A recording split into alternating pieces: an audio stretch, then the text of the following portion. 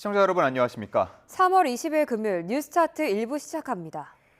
이스라엘이 개전 이후 처음으로 이란의 최대 가스전을 공습했습니다. 이에 맞서 이란은 즉각 카타르를 포함해 주변 걸프 국가 에너지 시설을 공격했습니다. 오만 무스카트에서 김혜린 기자가 보도합니다. 새카만 연기 아래 불길이 쉴 새 없이 뿜어져 나옵니다. 이스라엘이 이란 가스 생산량의 70%를 담당하는 세계 최대 규모의 가스전 사우스 파르스를 폭격했습니다. 천연가스를 정제, 가공하는 단지도 폭격을 당해 운영이 전면 중단됐습니다. 이란은 즉각 보복에 나섰습니다. در نتیجه این اقدام زیرساخت‌های سوخت، انرژی و گاز مبدأ تهاجم در اولین فرصت در آتش می‌سوزد و به خاکستر تبدیل می‌شود. 세계 LNG 공급량의 20%를 담당하는 핵심 에너지 시설 카타르 라스라판 산업단지에 이란의 미사일이 쏟아졌습니다. 가스 액화 시설과 LNG 시설 등이 직격탄을 맞았습니다. 사우디아라비아도 이란의 보복 대상이 됐습니다. 수도 리야드에선 미사일을 격추하는 폭음이 잇따랐습니다.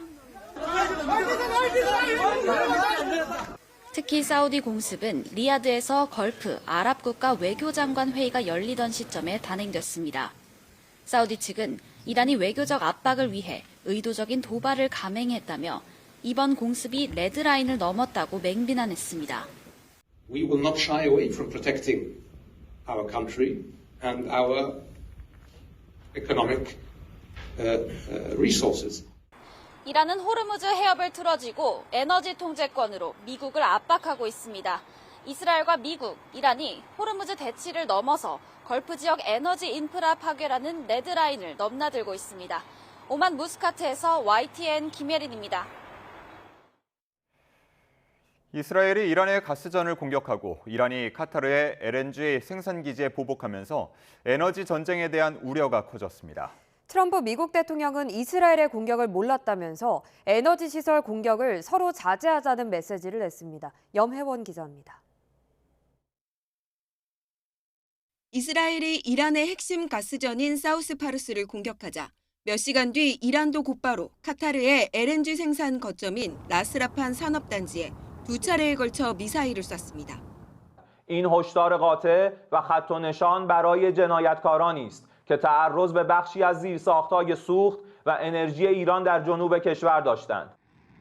미국 매체 악시오스는 이스라엘과 미국이 조율해 이란 사우스 파르스를 공격했다고 보도했지만 트럼프 미국 대통령은 SNS에 이란 가스전에 대한 공격을 사전에 전혀 몰랐다고 밝혔습니다. 이례적으로 이스라엘과의 연관성에 선을 그은 겁니다.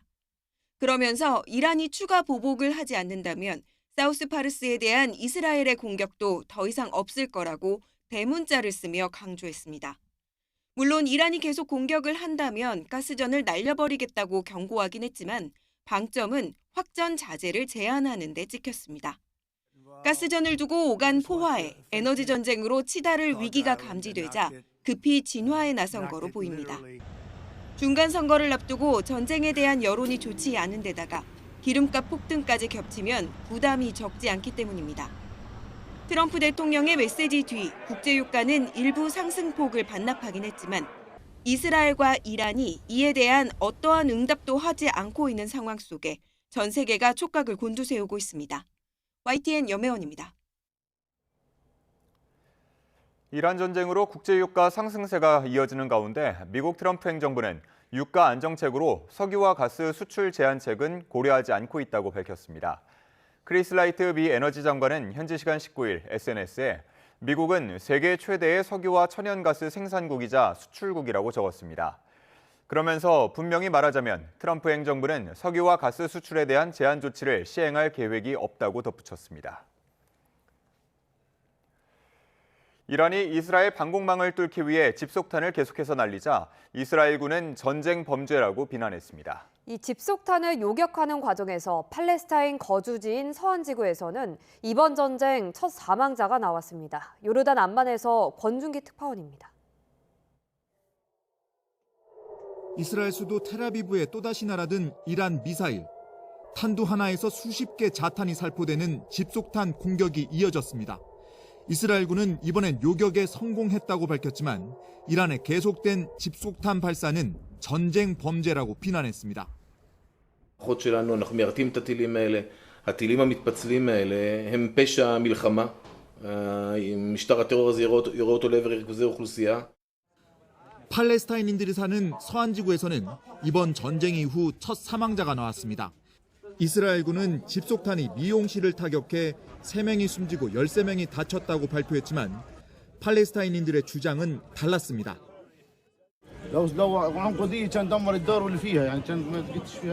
يعني ما في صاروخ كبير نزل على الارض هون بس هم جاي من السماء يعني قطعه صغيره شظايا نازله من السماء خزقت ما تعرف. 이스라엘 폭발물 처리반은 터지지 않고 지상에 낙하한 집속탄을 찾기 위해 수색 작전에 나섰습니다.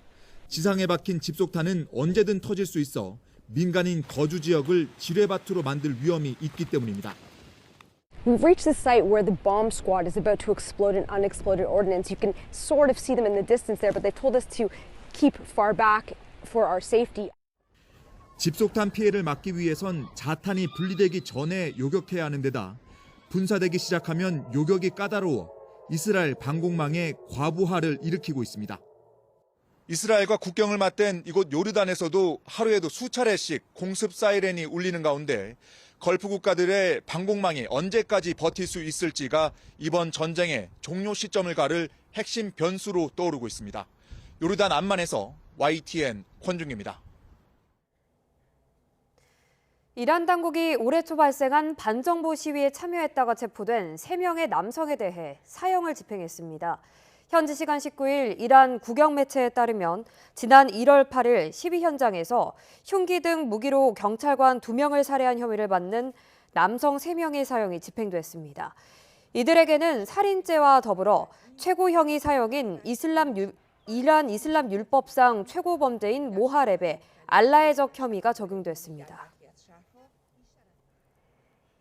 이스라엘 참수작전으로 사망한 이란의 안보수장 라리자니의 장례식이 수천 인파 속에 치러졌습니다. 이란 정보장관까지 추가로 암살하면서 최고위급 인사 대부분이 제거된 상황인데요. 이스라엘에 바라는 체제 전복이 오히려 더 멀어졌다는 분석이 나옵니다. 신호 기자가 보도합니다. 테헤란 혁명광장에 조문 인파 수천 명이 모였습니다. 사망한 안보수장 라리자니와 민병대 사령관 솔레이마니의 관을 문지르고 손바닥으로 가슴을 치면서 슬픔을 표현합니다. 운구차를 따르는 장례 행렬이 거리를 가득 메웠습니다. تا لحظه‌ای که خون انتقام خون عزیزامون رو بگیریم. جنگ ادامه ده، آتش بس معنی نداره. دوباره برن تشخیص بشن باز برگردن؟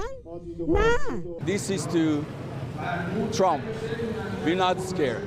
You can't scare us. We are Iranians. We're not scared of your bombs. 이스라엘은 라리자니의 사망을 이란 체제 전복에 한 걸음 다가간 것으로 포장했습니다. 올 초 전국적인 반정부 시위 상황 속에서 라리자니가 시위를 진압하고 내부 결속을 다지는 핵심적인 위치에 있었기 때문입니다. אנחנו מערערים את המשטר הזה בתקווה לתת לעם האיראני הזדמנות לסלק אותו. זה לא יקרה בפעם אחת, זה לא יקרה בקלות.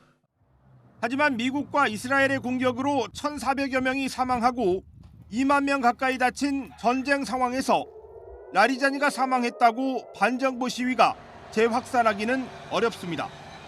외교적 해결을 통한 휴전을 막기 위해서 이스라엘이 라리자니를 제거했다는 분석도 있습니다.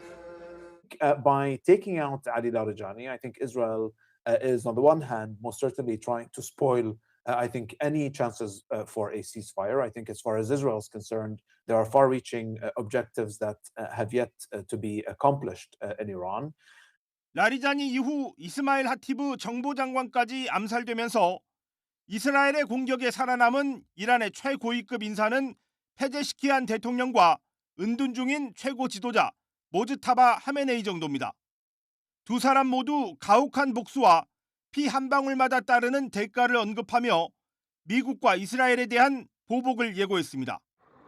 이스라엘의 이란 지휘부 참수작전이 성공을 거두고 있지만 체제 전복이라는 전략적 목표에서는 점점 멀어지고 있습니다. YTN 신호입니다. 이스라엘의 공습으로 이란 안보수장인 알리 라리자니 최고 국가안보회의 사무총장이 사망한 걸 두고 중국은 깊은 충격을 받았다는 반응을 보였습니다. 린젠 중국 외교부 대변인은 정례 브리핑에서 우리는 국제관계에서 무력 사용을 일관되게 반대해왔다며 이같이 밝혔습니다. 이어 이란 국가 지도자를 살해하고 민간 목표를 공격하는 행위는 더욱 용납될 수 없다고 반발했습니다.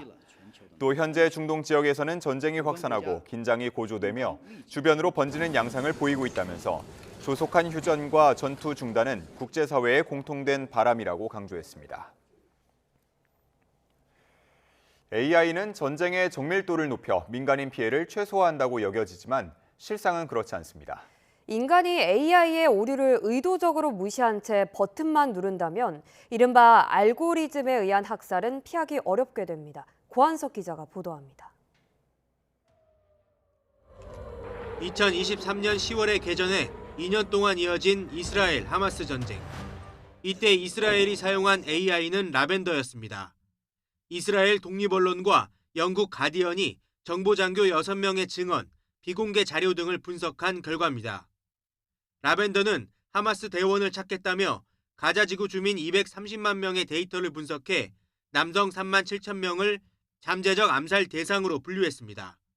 암살 성공률을 높이기 위해 가족과 함께 있는 자택에서 공격하는 전략을 썼고 고위 지휘관 1명을 잡기 위해 민간인 100명의 희생을 허용했습니다. 이스라엘군 정보요원들이 라벤더의 판단에 따라 공격 버튼을 누르는 데 걸린 시간은 고작 20초. 라벤더의 오류 가능성을 알고 있었지만 무시했습니다.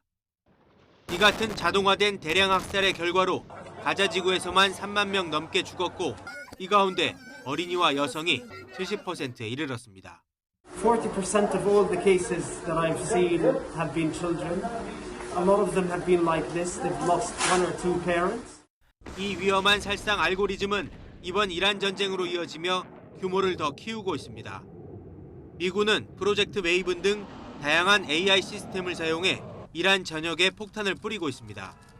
And if in any way AI isn't saving civilians or even there are misfires that involve AI, then really you have to re-examine if it makes war more likely.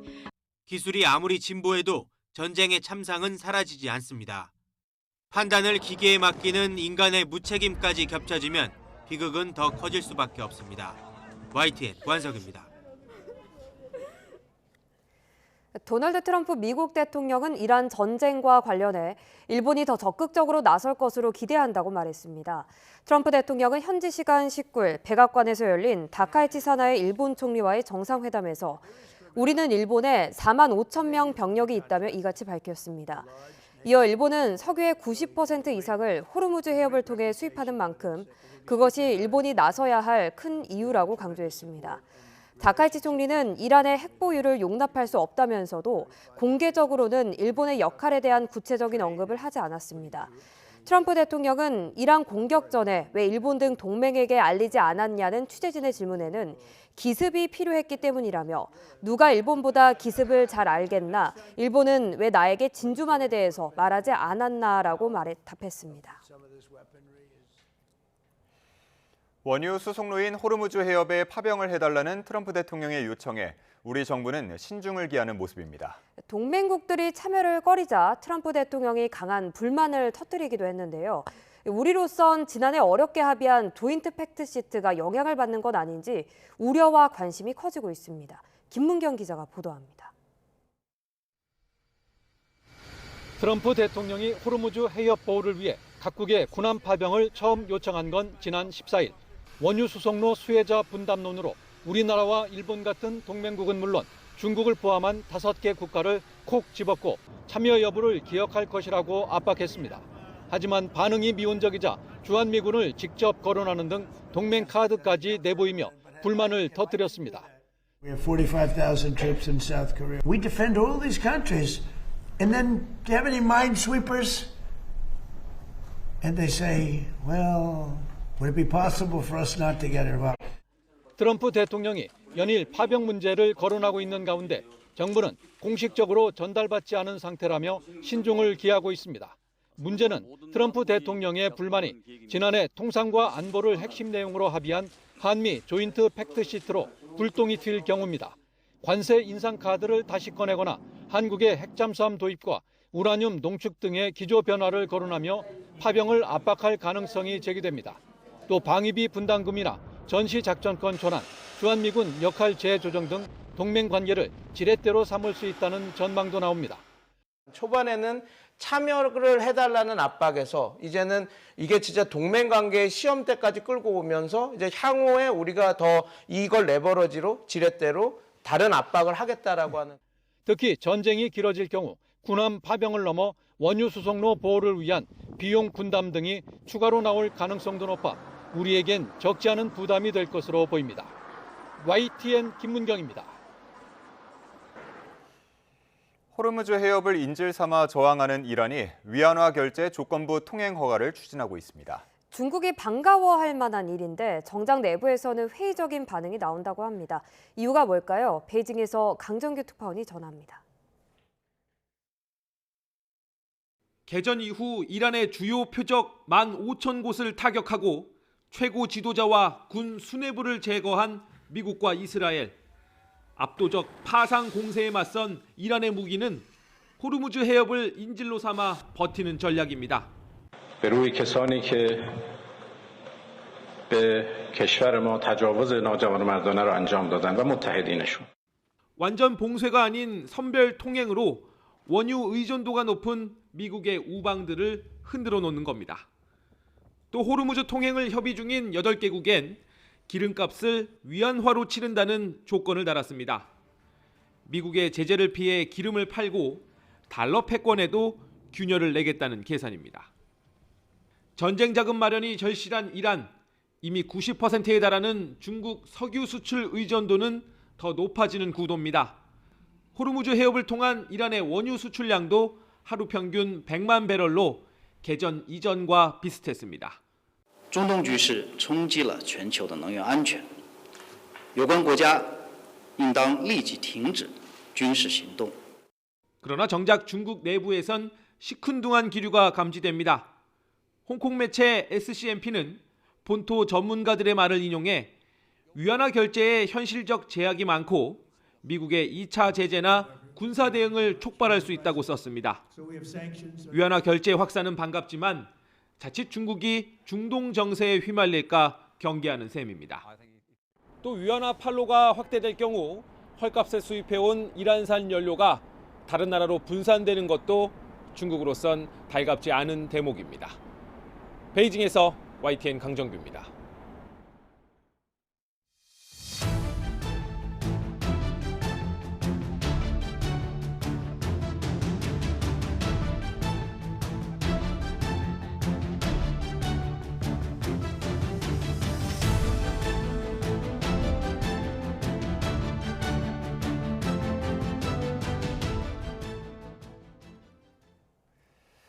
도널드 트럼프 미 대통령은 베냐민 네타냐후 이스라엘 총리에게 이란 가스전을 추가로 공격하지 말라고 했다고 밝혔습니다.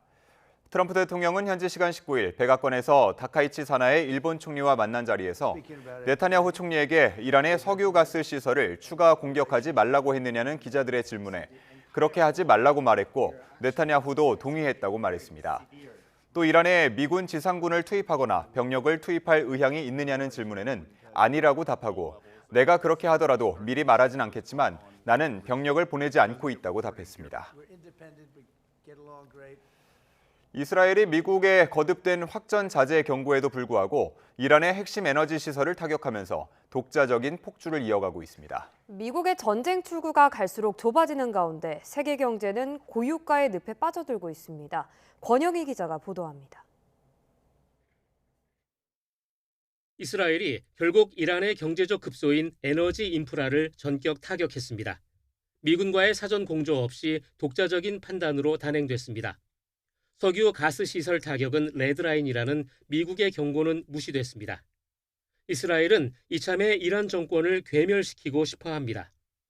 Mujtaba Khamenei's fate is unknown. We will pursue him, find him, and neutralize him.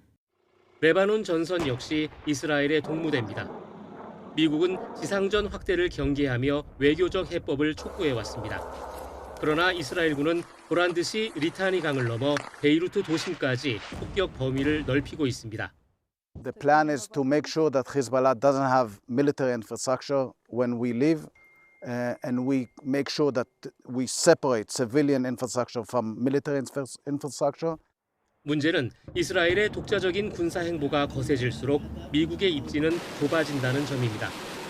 확전을 막으려는 미국의 외교적 노력은 무력화됐고 이스라엘이 벌여놓은 전쟁의 뒷수습을 미국이 떠안아야 하는 상황이 현실화되고 있습니다. I don't have any idea what the president is trying to do. Right now, I have no idea of what that statement's all about, except he's upset that the rest of the world doesn't want to go to war with him. 이스라엘의 폭주로 국제 유가는 치솟고 전 세계는 다시 고유가의 늪에 빠져들고 있습니다. 이스라엘만을 위한 전쟁이라는 비판과 함께 미국의 전략적 고립이 심화되면서 확전을 막을 출구마저 좁아졌습니다. 결국 미국은 이스라엘의 폭주를 막는 동시에 전쟁을 끝낼 명분까지 찾아야 하는 절박한 과제를 떠안게 됐습니다. YTN 권영입니다. 미 재무부 장관은 전 세계 원유 공급을 늘리기 위해 유조선에 실린 채 묶여있는 이란산 원유에 대한 제재를 조만간 해제할 수 있다고 밝혔습니다. 스콧 베선트 장관은 현지 시간 19일 폭스 비즈니스 네트워크에 출연해 앞으로 며칠 안에 해상에 있는 이란산 원유에 대한 제재를 해제할 수 있다며 약 1억 4천만 배럴 정도라고 말했습니다. 이어 계산 방식에 따라 다르지만 이란이 계속 밀어내고 있던 물량으로 약 10일에서 2주 정도의 공급에 해당하며 원래는 전량 중국으로 갔을 것이라고 설명했습니다. 이란 사태로 국제 유가가 요동치면서 면세유에 의존하는 우리 농어민들의 시름이 깊어지고 있습니다. 기름값이 더 오를 것이라는 비관적인 전망에 어민들은 출항을 망설이고 있고 출하를 앞둔 딸기 농가는 난방비 부담에 보일러를 켤 엄두조차 내지 못하고 있습니다. 오승훈 기자입니다. 고등어를 잡는 대형 선망 어선들이 부두에 정박해 있습니다. 일부 어선은 생계를 위해 바다로 나섰지만 어업용 면세유 가격이 폭등할 것이라는 소식에 수산업계 전체가 침체된 분위기입니다. 이달 기준 어업용 면세유 가격은 200리터 한 드럼당 17만 5천 원 수준. 다음 달부터는 27만 원대까지 치솟을 것이란 전망이 나옵니다. 기름값 부담을 이기지 못한 어민들이 조업을 포기할 경우 수산물 공급 감소와 가격 상승으로 이어지는 악순환이 우려됩니다. 유류비 상승에 대한 이런 불안감이 장기화가 되면 저희 수산업 전반이 위축될 수 있고 수산인 전체도 그 위축되는 것에 대한 큰 불안감을 상당히 많이 가지고 있는 상황입니다. 주렁주렁 매달린 딸기가 빨갛게 익어가고 있습니다. 다음 주 열리는 축제를 앞두고 출하를 기다리고 있는 논산 딸기입니다. 알이 굵고 맛있는 딸기를 수확하기 위해서는 기름 보일러를 이용해 시설하우스 온도를 일정하게 유지해줘야 하지만 치솟는 유가에 농민들의 걱정은 늘고 있습니다. 기후변화로 출하 시기가 겹치면서 딸기 가격이 예년보다 하락한 데다 난방비 부담까지 눈덩이처럼 불어났기 때문입니다. 밤에는 아무래도 기름을 떼야만 생육이 좋아지고 딸기도 좋아집니다. 근데 지금 딸기 값이 작년 대비 한 20%가 떨어졌기 때문에 그 기름을 떼야 되는지를 모르겠습니다. 국제유가 상승 여파에 따른 피해가 현실화하면서 농어민들의 한숨은 갈수록 깊어지고 있습니다. YTN 오승훈입니다. 이재명 대통령은 중동 지역 전황의 불투명성이 확대되고 있다며 적극적인 에너지 수급 관리 대책을 주문했습니다. 특히 단 한 방울의 석유라도 더 확보하기 위해서 안정적인 공급선 개척을 거듭 강조했습니다. 강진원 기자의 보도입니다. 청와대 핵심 참모들과 중동발 위기 대응책을 논의한 자리에서 이 대통령은 미국, 이스라엘과 이란의 전쟁이 길어지는 걸 우려했습니다. 불투명한 전황 탓에 장기적인 에너지 수급 관리 대책이 그만큼 중요해졌다는 겁니다. 중동 전황의 불투명성이 확대되면서 원유와 일부 핵심 원자재에 대한 보다 적극적이고 장기적인 수급 관리 대책의 필요성이 커지고 있습니다. 강훈식 대통령 비서실장이 최근 아랍에미리트를 찾아 원유 2,400만 배럴을 확보한 걸 거론하며 추가 성과도 당부했습니다. 호르무즈 해협을 거치지 않는 안정적인 공급처 발굴을 최우선 과제로 꼽았습니다. 지금은 단 한 방울의 석유라도 더 확보하고 안정적인 공급선을 개척하는 노력이 어느 때보다 절실합니다. 이 대통령은 중동 지역 상황으로 큰 충격을 받은 취약계층과 소상공인, 그리고 기업을 위한 재정의 적극적인 역할도 재차 피력했습니다. 전쟁 추경이란 말을 또 꺼내며 민생 현장에 자금이 원활하게 순환될 수 있도록 신속한 추경 편성을 주문했습니다. 언제나 속도를 강조하지만 지금은 더 중요하게 됐습니다. 사실상 전쟁 추경이라고 할 이번 추경도 민생 경제에 충격을 누르고 이 대통령은 어려움에 빠진 지방 경제 역시 중요한 화두로 올렸습니다. 안 그래도 부진했던 지방 경제가 중동 상황 장기화로 더 큰 난관에 봉착했다며 수도권과 지방의 구조적 불균형을 탈피하기 위한 정책적 노력을 주문했습니다. 지방 상권과 관광 활성화, 지방 기업의 공공조달 우대 등 구체적인 방안까지 제시했습니다. 이 대통령의 강한 의지에 따라 지방 우선과 우대 원칙이 이번 추경 편성 과정에서도 적용될 것으로 보입니다. YTN 강진원입니다. 격화하는 중동발 리스크에 정치권도 당정협의회를 열거나 산업계와 머리를 맞대는 등 대응책 마련에 분주합니다. 하지만 정부가 추진하는 전쟁 추경에는 여당은 속도, 야당은 검증에 방점을 찍으며 이견을 보이고 있습니다. 임성재 기자의 보도입니다. 중동전쟁 여파 탓에 유가급 등 달러 강세 등이 우리 경제에 미치는 영향이 심상치 않자 민주당 정무위와 금융위원회가 금융시장 변동성 확대를 막기 위해 머리를 맞댔습니다. 당정은 중소기업 소상공인의 대출금리 부담을 낮추는 체감 지원책 논의는 물론 가짜뉴스 등 시장 불안 행위를 엄단하기로 뜻을 모았습니다. 시장 상황을 면밀히 점검하고 금융 리스크 관리나 민생 회복을 위한 즉각적인 지원이 필요합니다. 석유화학업계의 원자재 수급 상황을 확인하는 등 산업 전반의 애로사항도 두루 청취하고 있는데 결국은 신속 추경에 당력을 집중하는 모습입니다. 민주당은 정부 목표대로 최대 20조 원 규모의 벚꽃 추경이 집행될 수 있도록 하겠다고 공언하며 국민의힘의 대승적인 협력을 촉구했습니다. 충격을 줄이는 가장 효과적인 민생 방파제가 바로 추경입니다. 심사 일정을 최대한 단축해 추경이 신속 집행될 수 있도록. 정유업계와 간담회를 연 국민의힘도 지금은 최악의 시나리오를 염두에 두고 냉정한 대응을 할 때라고 목소리를 높였습니다. 특히 민관 전략 비축유가 2달 분량에 불과한 점을 언급하며 정부의 역할을 거듭 당부했습니다. 우리나라 앞에 우리나라 국민을 구할 책임은 다른 나라가 아닌 우리나라에 있습니다. 그렇지만 이재명 정부는 너무 소극적이다 못해 무책임하다고 보고 있습니다. 국민의힘 일각에선 호르무즈 해협에 우리 군을 즉각 파병하고 협상 주도권을 쥐어야 한다는 주장까지 나왔습니다. 반면 정부 여당이 추진하는 추경에 대해선 선거용 추경이다, 물가 불안을 자극하는 현금 살포는 자제해야 한다고 경계하며 송곳 심사를 예고했습니다. 현금을 살포하고 그 재원은 공시가격 인상으로 급등할 종부세와 보유세, 즉 국민 혈세로 충당하겠다는 전쟁 핑계 추경. 여야가 중동발 위기 극복에는 한 목소리지만 방법론을 두고는 서로 다른 목소리를 내고 있습니다. 이 추경 준비 과정에선 지방선거 유불리와 맞물려 신경전이 더 격화할 전망입니다. YTN 임성재입니다. 당정청이 최종적으로 조율한 검찰개혁 후속 입법인 중대범죄수사청 공소청 설치법이 국회 본회의에 상정됐습니다. 국민의힘은 이 법안들을 검찰 폭파, 수사 해체 2대 악법으로 규정하며 또다시 필리버스터에 돌입했습니다. 박정현 기자입니다. 민주당은 입법 속도전을 펼치며 당정청 조율을 마친 검찰개혁 후속 법안을 본회의에 상정했습니다. 수사기소 분리 원칙에 따라 검찰의 기소 기능만을 전담하는 공소청 설치법이 먼저 올랐고 중대범죄수사청법도 처리를 앞두고 있습니다.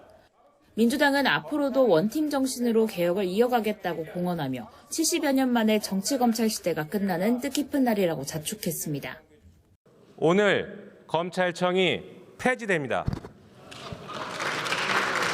지난 78년간 단 한 번도 제대로 국민을 위해 빛난 적 없던 검찰, 오욕의 역사로만 기록된 부패 검찰, 정치 검찰을 오늘 폐지합니다. 당정청 합의안 도출 과정에서 파열음을 의식한 듯 정청래 대표는 이재명 대통령을 치켜 세웠습니다. 이재명 대통령 시대가 아니었다면 불가능한 일이었습니다. 대통령의 검찰개혁에 대한 의지, 결단 덕분에 여기까지 왔고 국민의힘은 공소청 중수청법을 검찰 폭파, 수사 해체 악법으로 규정하고 여론전을 이어갔습니다.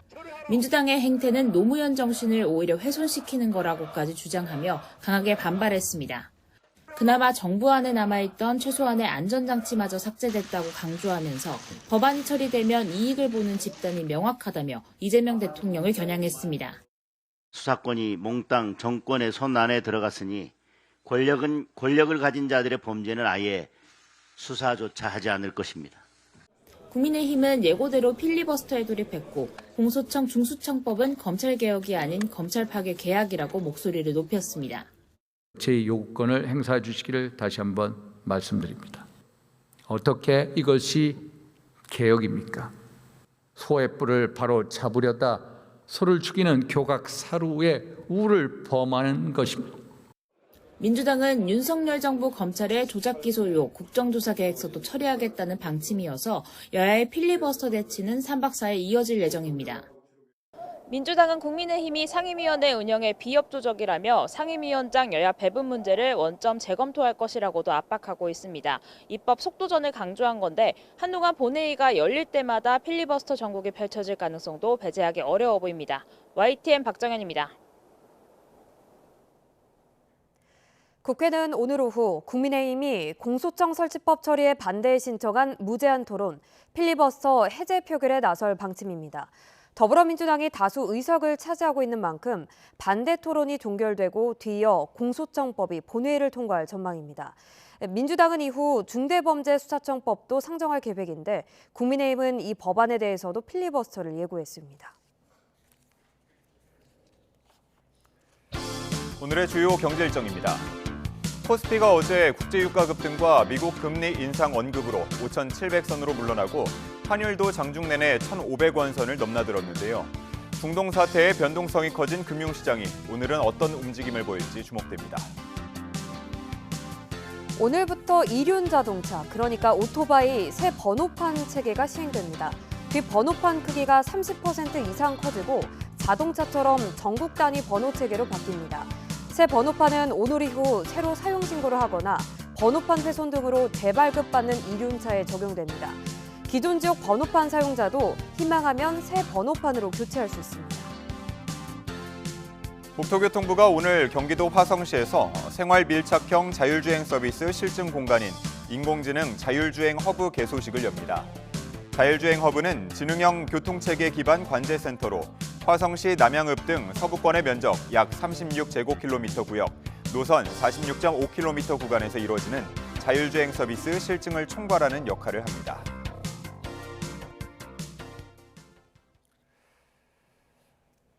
이어서 주요 사건 사고 소식입니다.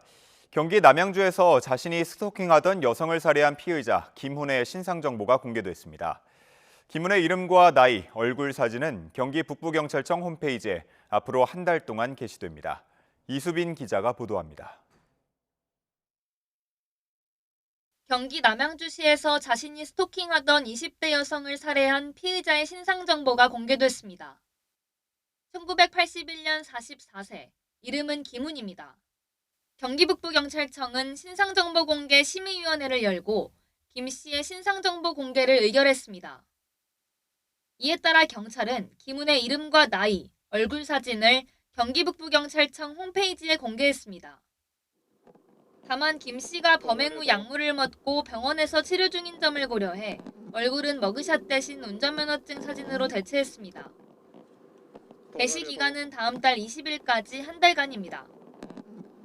경찰은 범행 수단이 잔인하고 중대한 피해가 발생했으며 범죄를 입증할 충분한 증거가 있어 공공의 이익을 위해 신상정보를 공개하기로 했다고 설명했습니다. 김훈은 지난 14일 경기 남양주시 오남읍에서 자신이 스토킹하던 여성을 흉기로 살해한 혐의를 받고 있습니다. 당시 김훈은 직장에서 퇴근하던 피해 여성을 흉기로 여러 차례 찌른 뒤 전자발찌를 끊고 달아났는데 검거 직전 약물을 먹고 의식을 잃었다 깨어났습니다. 경찰은 김 씨가 입원한 병원에서 조사를 이어가고 있는데 범행 당시 상황이 기억나지 않고 사전에 계획한 적도 없다고 진술한 것으로 파악됐습니다. 경찰은 휴대전화 포렌식 결과를 분석해 구체적인 범행 경위를 조사할 방침입니다. YTN 이수빈입니다. 6년 전 3살 배기 딸을 학대해 숨지게 한 뒤 아이 시신을 유기한 혐의를 받는 친모와 전 남자친구가 구속됐습니다. 아이가 숨지기 직전 친부가 아동기관에 친모를 신고했던 것으로 확인됐는데 경찰은 아이의 정확한 사망 원인을 규명하는 데 속도를 낼 것으로 보입니다. 조경원 기자입니다. 마스크와 모자로 얼굴을 가린 친모 A씨가 고개를 떨군 채 법정으로 들어갑니다. 3살 배기 딸을 살해할 의도가 있었는지 등 기자들 질문에 아무 답도 하지 않았습니다. 아이 폭행하거나 방임했습니까? 남자친구 조카는 학교에 왜 들어가신 거예요? 시신 유기. 아이의 시신을 유기한 혐의를 받는 옛 연인 B씨도 함께 영장 심사를 받았는데 법원은 증거인멸과 도주 우려가 있다며 두 사람에 대한 구속영장을 발부했습니다. 경찰은 이들을 상대로 6년 전인 지난 2020년 아이가 숨진 원인을 밝혀내기 위해 수사력을 모을 것으로 보입니다. 최근 경찰 조사에서는 아이가 숨지기 직전 친부가 아동보호 전문기관에 친모를 신고했던 사실이 새롭게 밝혀졌습니다. 아이 엄마가 집을 나가서 아이를 돌보지 않는다는 내용이었는데 당시 두 사람은 이혼을 준비하면서 별거 중이었던 것으로 확인됐습니다. 영영 묻힐 뻔했던 사건은 아이가 초등학교에 입학할 나이가 되면서 드러났습니다. 친모는 지난 2024년 관할 행정복지센터를 통해 아이의 입학 신청을 한 차례 미뤘습니다. 입학 연기는 최대 1년까지밖에 되지 않아 지난해에는 입학 통지 명단에 피해 아동이 포함돼야 했지만 행정복지센터가 빠뜨렸습니다. 이후 올해 1월 입학 통지서를 받은 친모는 옛 연인의 조카를 데려가 자신의 딸이라고 속이기도 했지만 결국 경찰에 검거됐습니다. 경찰은 친모가 딸의 사망에 직접적인 연관이 있는지 수사 중입니다. 친모는 아이에게 이불을 덮어놨는데 숨졌다며 혐의를 부인하는 상황. 경찰은 구속된 두 사람의 진술과 휴대전화 포렌식 결과를 바탕으로 정확한 사망 원인을 밝히는 데 주력할 방침입니다. YTN 조경원입니다. 일본군 위안부 피해자를 모욕한 혐의로 구속심사를 받는 보수단체 대표 김병원 씨가 집회 중인 자신을 매국노라며 비난한 시민을 모욕 혐의로 고소한 것으로 확인됐습니다. 서울중앙지방법원은 다음 달 21일 오전 모욕 혐의를 받는 A씨의 첫 재판을 진행합니다. A씨는 지난해 8월 서울 종로구 소녀상 인근에서 소녀상 철거 촉구 집회를 하는 김씨를 향해 매국노라는 취지로 공개적으로 비난했다가 김씨로부터 모욕 혐의로 고소당했습니다.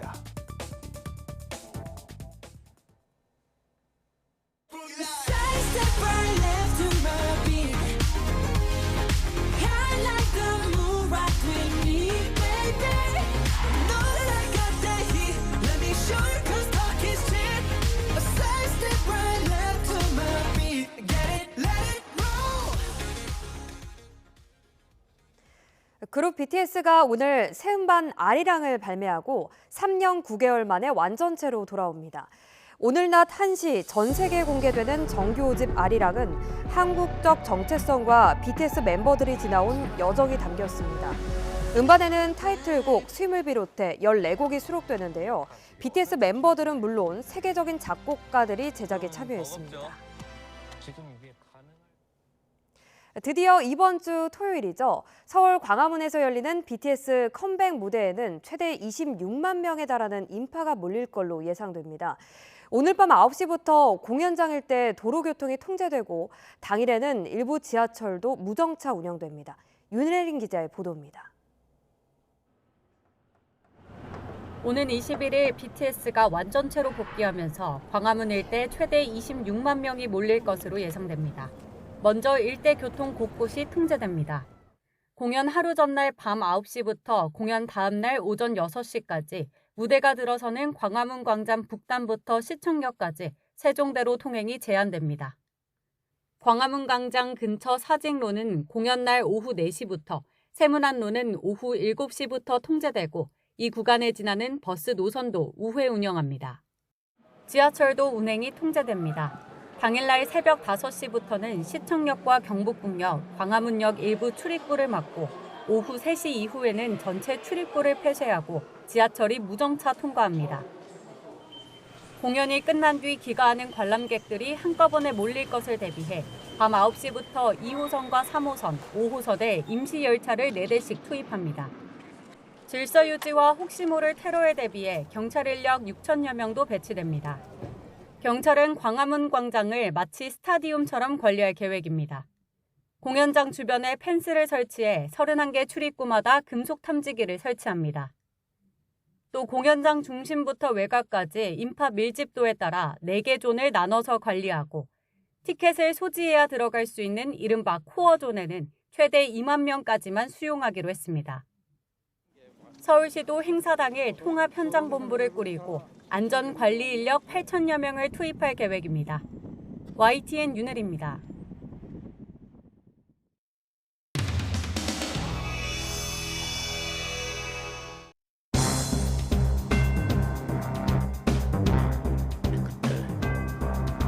현 충북도지사를 이번 공천 대상에서 제외하고 최종 결정하기로 하였습니다.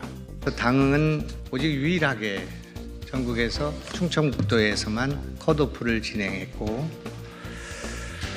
누구도 왜 컷오프를 했는지를 설명해 주지 않았고 지금까지도 해명이 없는 상태입니다. 특히 충북처럼 대한민국의 중심축 역할을 하는 지역일수록 새로운 시대 정신을 담아낼 수 있는 인물 그리고 시대 교체와 세대 교체의 요구를 힘있게 실천할 새로운 지도자가 과감하게 등장해야 한다고 판단했습니다. 제가 데려다 쓴 적이 있는 김수민 도지사, 정부부지사를 접촉하고 서류를 제출하도록 해서 지금 공천을 하려고 하고 있습니다. 이런 밀실 야합의 정치를 그냥 두고 볼 수 없다 이렇게 생각합니다.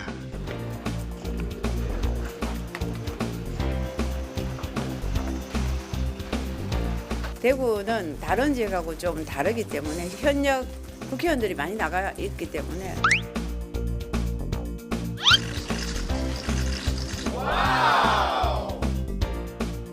지금까지 당을 위해 헌신했던 분들을 야 니네들은 지금은 구태라고 생각해서 다 이렇게 나오면 안 돼 하는 이 분위기는 맞지 않다고 생각합니다.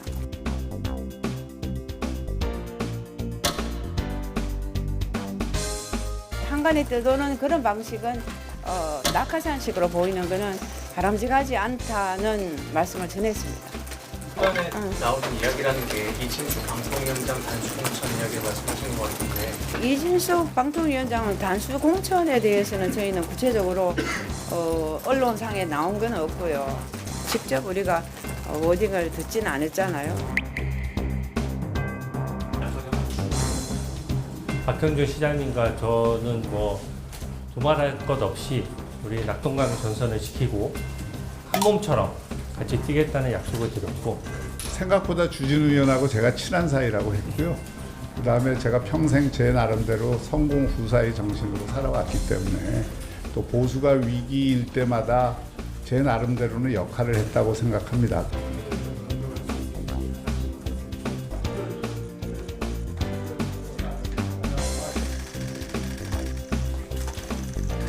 경선 요청에 대한 부산 시민들의 뜻과 부산의원 전원의 목소리를 당대표께 전달을 해드렸고요. 당대표께서도 이번 부산시장 승리를 위해서 경선이 필요하다는 입장에 공감을 하셨습니다.